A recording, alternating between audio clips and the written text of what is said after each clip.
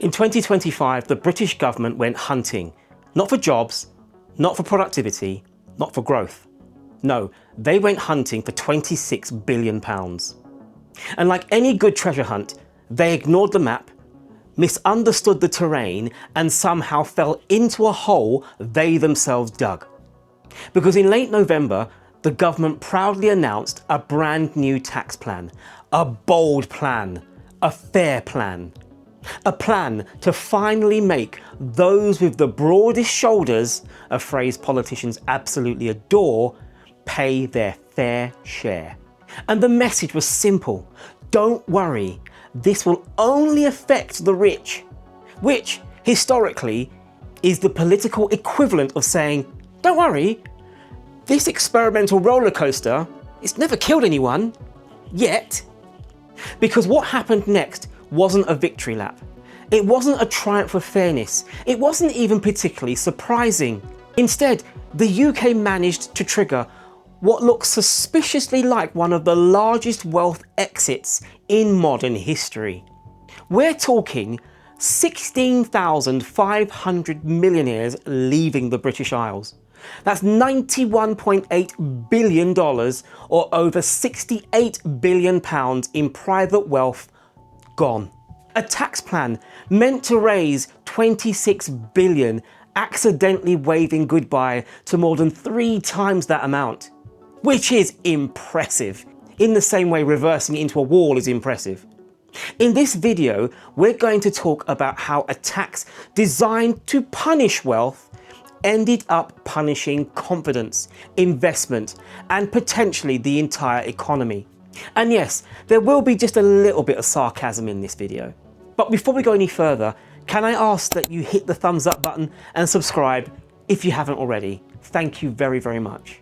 So let's start with the plan, but we need to go back to November 2025. The economic outlook is grim. Public finances look like they've been through a tumble dryer, and the Chancellor, Rachel Reeves, well, she steps up with a bold solution. A £26 billion tax package. Now, on paper, this thing was beautiful, technocratic, spreadsheet friendly. Absolutely irresistible to the Office of Budget Responsibility. This wasn't one tax, oh no. This was a multi-pronged fiscal assault. First, the stealth tax, aka the one you're not supposed to notice. The crown jewel of the plan was extending the freeze on income tax thresholds until 2031. Now, if you don't know what a threshold freeze is, well, congratulations. That means it's working. Here's how it functions. Wages rise because, well, inflation exists. Tax bands stay frozen. You invariably earn more, you pay more tax. Government shrugs and says, how did that happen? By 2030, this was projected to drag 900,000 extra people into the 40% tax bracket. 900,000. But remember, this was sold as only taxing the rich. Apparently, in modern Britain, the definition of rich is anyone whose wages vaguely keep up with the price of bread. Next was the council tax surcharge on £2 million homes, because if there's one thing Britain definitely has too many of, is people owning £2 million homes. And nothing says long-term housing stability like randomly punishing people who stay put.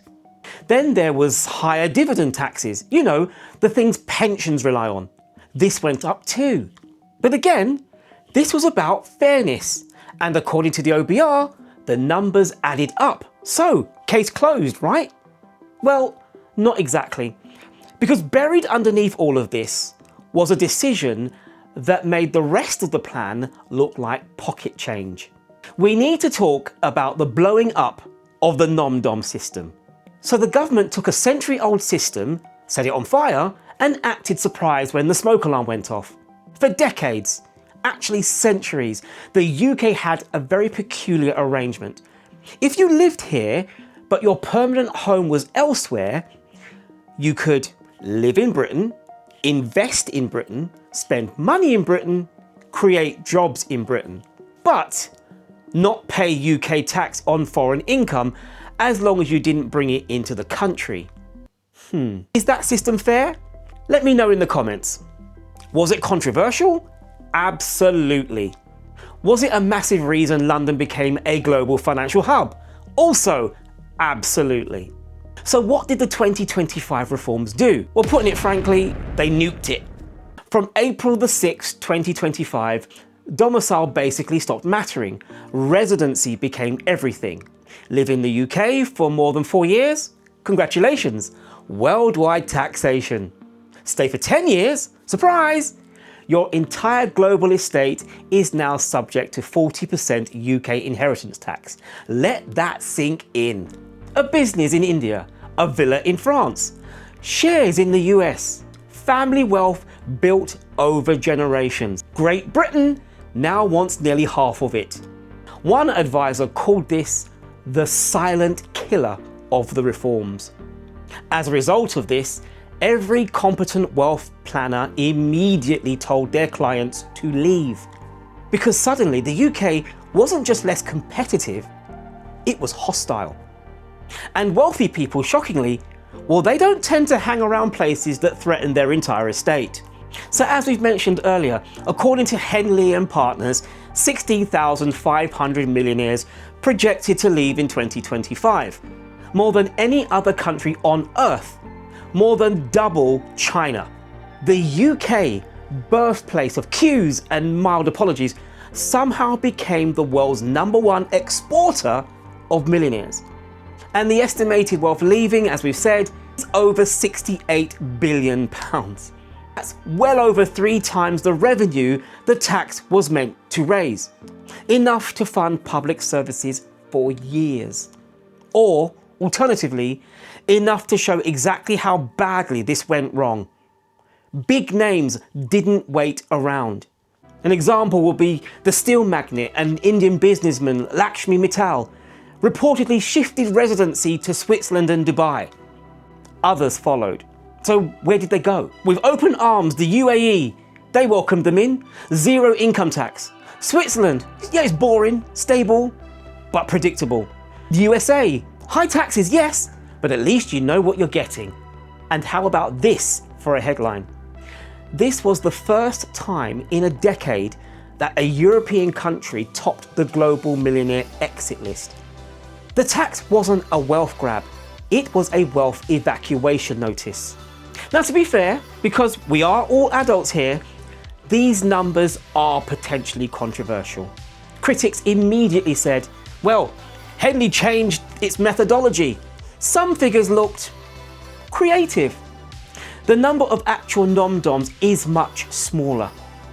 Groups like Tax Policy Associates called the figures made up, which in economics is a very polite way of saying we don't believe a word of this. And technically, yes, 16,500 is less than 3% of UK millionaires. Even the OBR predicted about 25% of nom-doms leaving. But here's the thing, you don't need all of them to leave. You don't even need most of them to leave. You just need enough to scare everyone else.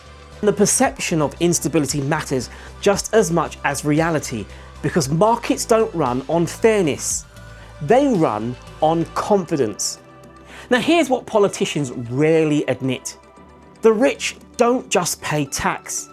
They invest, they fund startups, they back infrastructure, they employ people, they take risks. And when they leave, they don't just take money, they take momentum. Studies warned if 25% of nom-doms left, tax gains drop to 0. Higher exits lead to net losses. Some forecasts show a 12 billion treasury loss by 2029. But meanwhile, everyone else still got squeezed. Remember that stealth tax we talked about earlier? Well, that keeps stealth taxing. Wages have risen. Thresholds didn't though, and so many households are now paying more. This beautifully demonstrates the Laffer curve. Raise taxes too far and revenue falls, because ordinary people can't leave. The wealthy can, and they did. So the question is, did the tax backfire? Well, in my very basic opinion, at a minimum, it shattered confidence. It destabilised investment, it signalled unpredictability. At worst, it costs more than it raised. It's accelerated capital flight, it's damaged Britain's global standing. The government tried to solve a maths problem. But economics isn't just maths. It's psychology, it's trust, it's credibility. And once that goes, well, no tax can bring them back easily. This story isn't just about the rich. It's a warning. In a global economy, capital moves. Talent migrates. Confidence, well, that can evaporate fast. The question now isn't whether the 26 billion tax backfired. It's whether Britain learns from it or doubles down and wonders why the lights keep going out. If you're still here, thanks for sticking around. What's your thoughts on this subject? Do you think it's a fair tax reform or one of the biggest economic own goals in modern UK history? Let me know in the comments section.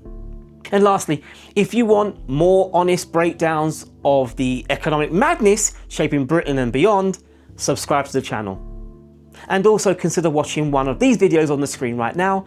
Many thanks, and I'll see you in the next video.